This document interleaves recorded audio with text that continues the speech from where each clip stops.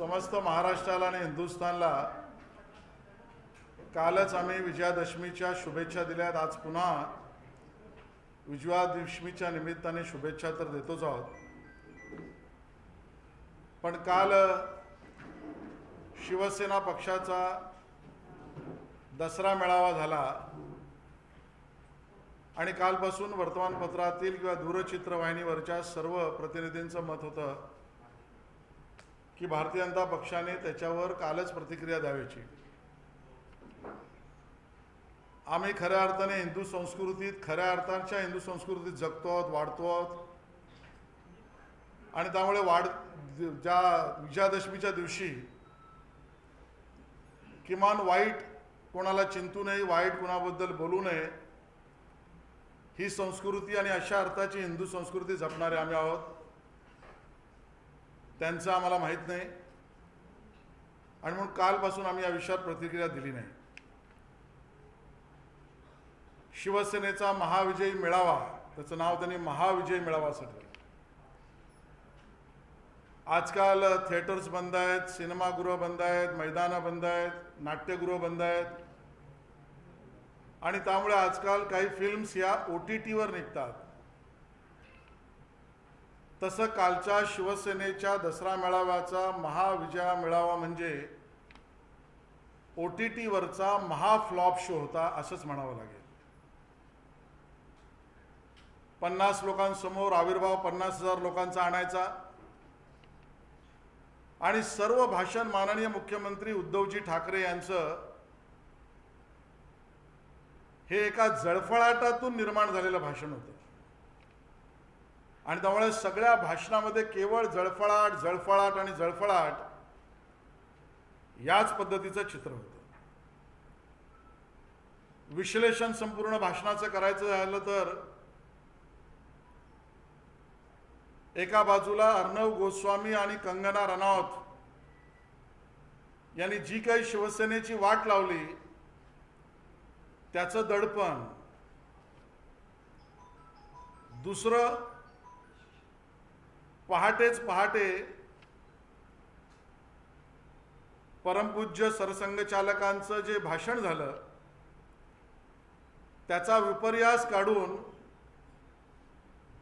त्याच्या मागे स्वतःला दडपण्याचा प्रयत्न। तर पहिलं दडपण, मग दुसऱ्यांदा स्वतःला दडपण्याचा प्रयत्न आणि तिसरी गोष्ट तर आम्हाला आनंददायी गोष्ट आहे ती म्हणजे भारतीय जनता पक्षाच्या ताकदीची दहशत। आणि त्यामुळे कालचं सन्माननीय उद्धव ठाकरेजींचं भाषण म्हणजे दडपण, स्वतःला दडपण्याचा प्रयत्न आणि भाजपची दहशत याचं संपूर्ण चित्र त्या भाषणामध्ये दिसत होतं। राष्ट्रीय स्वयंसेवक संघाचे परमपूज्य सरसंघचालक यांच्या भाषणाचा उल्लेख त्यामध्ये झाला आणि मग सन्माननीय उद्धवजी बोलून गेले, त्यात तुलना करू लागले राष्ट्रीय स्वयंसेवक संघाचं हिंदुत्व आणि आमचं हिंदुत्व म्हणजे उद्धव ठाकरेजींच्या आजच्या शिवसेनेचं हिंदुत्व, याची तुलना करू लागले। आम्ही त्यांना नम्रपणे विनंती करतोय की या दोन गोष्टींची तुलना करू नका, कारण त्वचा आणि शाली याची तुलना होऊ शकत नाही। राष्ट्रीय स्वयंसेवक संघाचं हिंदुत्व म्हणजे अंगावरची कातडी असलेली त्वचा आहे आणि उद्धव ठाकरेजी तुमचं हिंदुत्व म्हणजे हिंदू हृदय सम्राट शिवसेना प्रमुख बाळासाहेब ठाकरे यांची हिंदुत्वाची शाल सत्तेसाठी आवश्यक लागली तेव्हा काढून टाकली अशा पद्धतीचं आहे आणि त्यामुळे त्वचा आणि शाल याची तुलना होऊ शकत नाही, त्याची गल्लती करू नका। माननीय मोहन भागवतजींचं भाषण पूर्ण ऐकलं असतं तर बरं झालं असतं असं म्हणण्याची वेळ आहे, किंवा आपल्याला पाहिजे त्या सोयीच्या गोष्टी त्यातनं काढल्या। ही स्वतःच्या आणि स्वतःच्या सोकॉल्ड हिंदुत्वाची पळवाट आहे, कारण राष्ट्रीय स्वयंसेवक संघाच्या सरसंघचालकांनी राम जन्मभूमीच्या निर्माणाच्या भूमिपूजनाचा कार्यक्रम ई पूजन पद्धतीने घ्या असं कधी म्हटलं नव्हतं. सीएच्या बाबतीत राष्ट्रीय स्वयंसेवक संघाची भूमिका स्पष्ट. पहिल्यांदा सीएला समर्थन, मग सभागृहातून पळ आणि बाहेर पडल्यावर विरोध, अशा भेसळयुक्त हिंदुत्वाची भाषा ही राष्ट्रीय स्वयंसेवक संघाच्या परमपूज्य सरसंघचालकांच्या भाषणात नव्हती. आणि त्यामुळे उद्धवजी तुमचं हिंदुत्व हे आज काँग्रेस आणि राष्ट्रवादीबरोबर राहून भेसळयुक्त झालेलं आहे. आणि म्हणून होय, पुन्हा सांगतो आम्ही की हिंदुत्वाचं प्रमाणपत्र तुम्हाला घ्यावं लागेल. ते राष्ट्रीय स्वयंसेवक संघाकडून घ्यावं लागेल, ते भारतीय जनता पक्षाकडून घ्यावं लागेल आणि अगदी होय काळ्या टोपीकडनं सुद्धा घ्यावं लागेल. हिम्मत असेल तर सरकार पाडून दाखवा. वारंवार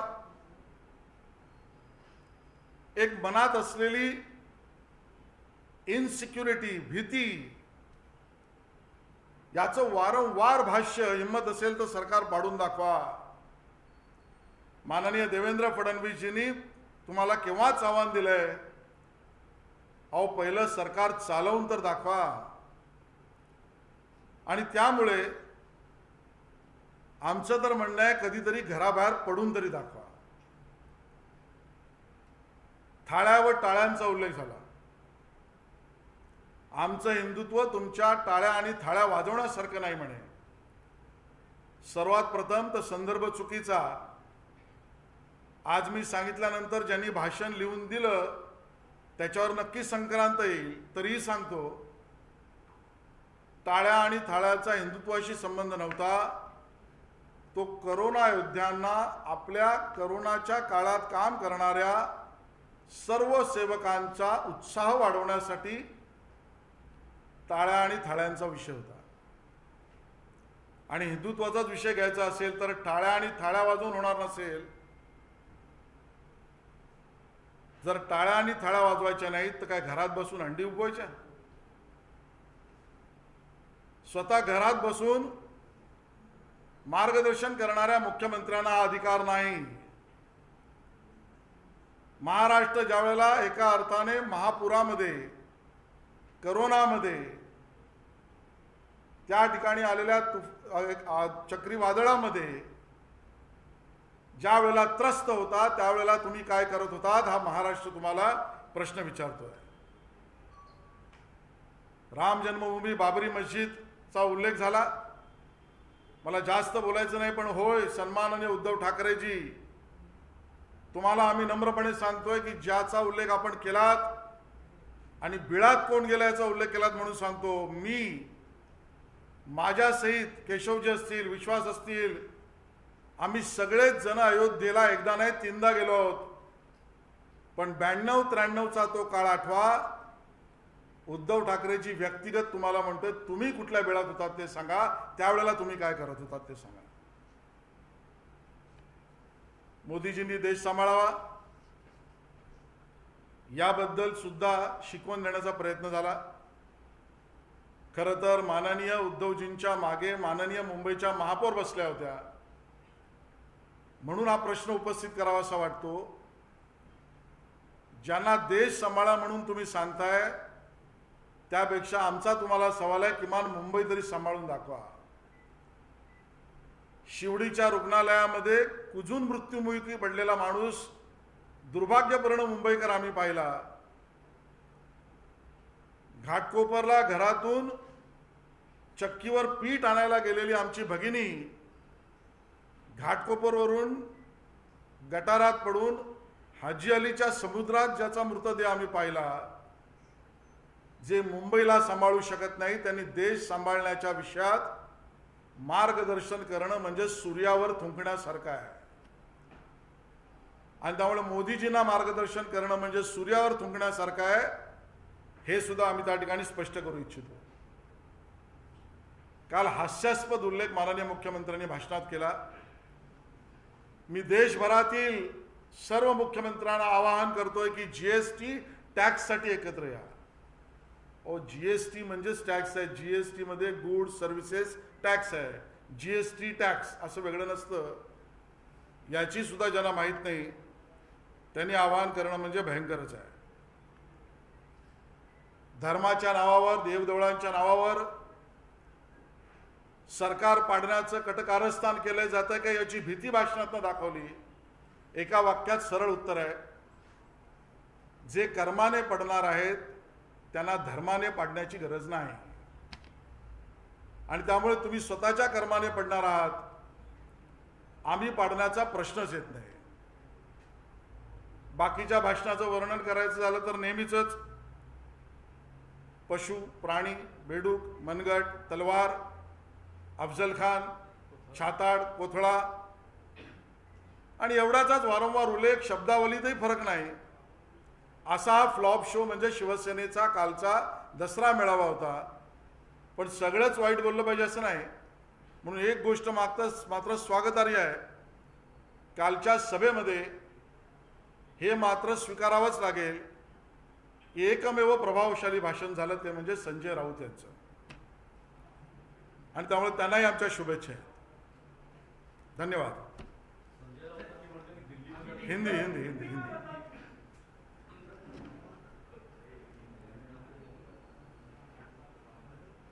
कल शिवसेना पार्टी का विजयादशमी का मेळावा हुआ और कल से ही हमारे पत्रकार मित्रों की ये भावना थी कि हम भारतीय जनता पार्टी उस पर कुछ न कुछ बयान करें. लेकिन सही हिंदुत्व के ऊपर श्रद्धा रखकर काम करने वाले, चलने वाले हम लोग हैं. इसके लिए दशहरे के दिन किसी के ऊपर आलोचना करना यह हमें ठीक नहीं लगा. इसके लिए आज हम इसका प्रतिवाद कर रहे हैं. उद्धव ठाकरे जी का कल का पूरा भाषण यानी उनकी अपनी और अपने पार्टी की तिलमिलाहट को प्रदर्शित करना था, और ये तिलमिलाहट पूरे भाषण में दिखाई पड़ रही थी. आजकल कोरोना के समय पर थिएटर्स,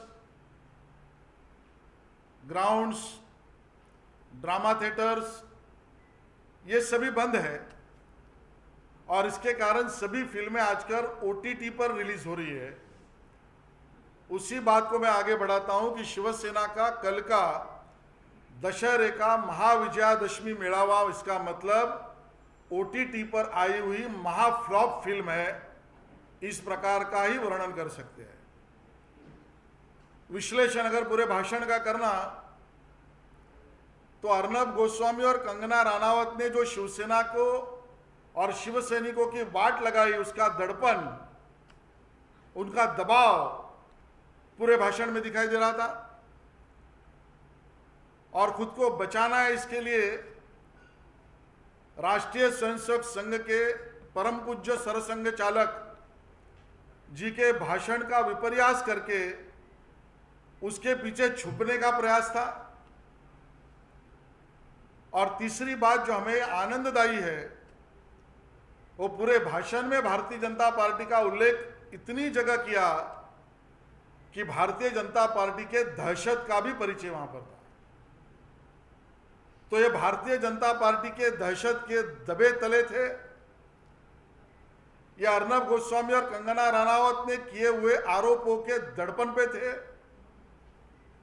और राष्ट्रीय स्वयंसेवक संघ के कार्यक्रम के विपर्यास के पीछे छुपकर बात कर रहे थे. इस प्रकार का विश्लेषण कर सकते हैं. कल के भाषण में बार बार राष्ट्रीय स्वयंसेवक संघ के परम पूज्य सरसंघ चालक मोहन भागवत जी के भाषण का बयान दिया गया, और एक जगह पर तो माननीय उद्धव जी ने उद्धव ठाकरे की शिवसेना के हिंदुत्व का राष्ट्रीय स्वयंसेवक संघ के हिंदुत्व से तुलना करने का प्रयास किया. हम बहुत नम्रता से उनको कहते हैं कि त्वचा और शाल इसकी तुलना नहीं हो सकती. जो त्वचा है वो कभी भी शरीर से अलग नहीं की जा सकती. इस प्रकार का हिंदुत्व ये राष्ट्रीय स्वयंसेवक संघ का है. और जो सरकार और सत्ता के लिए हिंदू हृदय सम्राट बाला साहेब ठाकरे जी के ज्वलंत हिंदुत्व को शाल की तरफ फेंक सकते हैं, वो उद्धव ठाकरे जी के शिवसेना का हिंदुत्व है। और इसके लिए त्वचा और शाल के बीच में तुलना नहीं हो सकती, ये बहुत विनम्रता से हम कहना चाहते हैं। बार बार लगातार हिम्मत है तो हमारी सरकार गिरा कर देखिए, ये बात करते हैं। उनसे मैं कहना चाहता हूं कि कम से कम हिम्मत है तो घर से बाहर आकर तो देखिए, महाराष्ट्र में घूमकर तो देखिए। ये नम्रता से उनको आह्वान कर रहे हैं। माननीय मोदी जी पर टीका टिप्पणी करने का प्रयास किया, हम उसके बारे में बहुत स्पष्टता से कहते हैं, देश को ठीक तरीके से संभालो। इस प्रकार की बात कहना और इस प्रकार का बयान देना, इसका मतलब सूरज पर थूकने के जैसा है। देश संभालो कहने वाले उद्धव जी, आपसे हम कहना चाहते हैं, कम से कम मुंबई संभाल कर दिखाइए। परसों की घटना है, शिवड़ी के हॉस्पिटल में एक मुंबई वासियों की जान 4-5 दिनों से भी चली गई थी, मृतदेह गिर पड़ा था, हॉस्पिटल में लोग मर रहे हैं। एक सप्ताह पहले की बात है, एक महिला भगिनी हमारी घाटकोपर से निकली, एक ड्रेनेज में दुर्भाग्य से गिर गई, उसकी बॉडी घाटकोपर पे गिर गई थी और मिली हाजी अली पर। जो हॉस्पिटल में पेशेंट्स को या पेशेंट की जान नहीं बचा पाते, जो महिलाओं को सुरक्षित नहीं कर पाते, वो देश को संभालो ये बात कहना यानी सूरज पर थूकने जैसा है। माननीय मोदी जी के तुलना में आपकी नाखून की इतनी भी तुलना नहीं की जा सकती, ये बात हम स्पष्ट करते हैं। थाली और ताली बजाने का हिंदुत्व से संबंध जोड़ा, ये बात जो आज कह रहे हैं, ये कहने के बाद शायद जिस नेता ने उद्धव जी को भाषण लिख के दिया था उसकी खैर नहीं, लेकिन फिर भी हम बताना चाहते हैं कि थाली बजाना और ताली बजाना ये दोनों भी हिंदुत्व से संबंधित नहीं था। ये दोनों चीजों कोरोना योद्धाओं को प्रेरित करने के लिए था, और जो घर में बैठकर बात कर रहे थे उनको तो इसके ऊपर बोलने का अधिकार ही नहीं बनता। धर्म का उपयोग करके हमारी सत्ता को गिराना चाहता है, इस प्रकार का गर्वित भाषण उन्होंने किया। उसको दो टूक भाषा में आप जवाब देना चाहते हैं, जो अपने कर्म से गिरेंगे उनके लिए धर्म से एक बात करने की आवश्यकता ही नहीं बनती। बचा हुआ भाषण यानी वही महाफ्लॉप शो था, उन्हीं शब्दों का बार बार चयन, अफजल खान, मनगढ़, तलवार, टुकड़े, मर्द, नामर्द, वही बार बार भाषणावली को उपयोग करना, इतना महाफ्लॉप शो कल का था। लेकिन सभी बातें निगेटिव कहना ठीक नहीं, इसके लिए जो अच्छा था उसको अच्छा कहना ही पड़ेगा। कल के पूरे मेळावे में, शिवसेना के मेळावे में एक ही भाषण प्रभावशाली हुआ, वो संजय राउत जी का, उनको हम शुभकामना देते हैं। धन्यवाद।